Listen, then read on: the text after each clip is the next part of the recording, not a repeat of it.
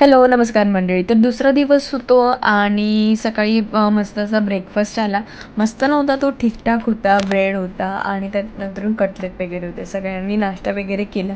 आणि ही बघा, ट्रेनमध्ये सुद्धा प्रवास करत असताना आपला अभ्यास सोबत घेऊन ती ट्रॅव्हल करत होती आणि इकडे सगळेजण गप्पा गोष्टी करत होते आणि आम्ही जाणार होतो दिल्लीला. जसं दिल्लीला उतरलो, तुम्ही बघू शकता आपल्या इकडे ठाण्याला आणि नाशिकला खूप प्रचंड पाऊस होता त्या दिवशी आणि इकडे खूप कडक ऊन 40 ते 45 डिग्री सेल्सिअस तापमान होतं.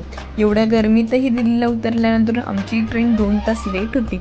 म्हणून आम्ही निघालो होतो दिल्लीच्या छोट्याशा मार्केटला, कारण सरोजिनी मार्केट जे आहे ते थोडं लांब होतं. म्हणून आम्ही त्या वेळात जे कवर करू शकतो ते कवर केलं. त्यानंतरून थोडं मार्केट फिरून आल्यानंतरून दुसरी ट्रेन आली. मग इतकी गरमी होती की सगळेजण खूप परेशान झाले. तर ती दुसरी ट्रेन जाणार होती आमच्या लोकेशनला, मथुरेला. तर मथुरेला आम्ही पोचलो. मथुरेला पोचल्यानंतरून ज्या पुढच्या रिक्षा आहेत आमच्या आश्रमापर्यंत, ज्या आम्हाला वृंदावनला नेणार होत्या, तर त्या रिक्षांमध्ये बसलो. जसं लग्न जमलं होतं तेव्हापासून खूप इच्छा होती की मथुरा वृंदावनला यायची.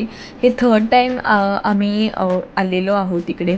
पण यावेळी लग्न झाल्यानंतर जोडीने आलो आणि पूर्ण फॅमिलीसोबत आलो.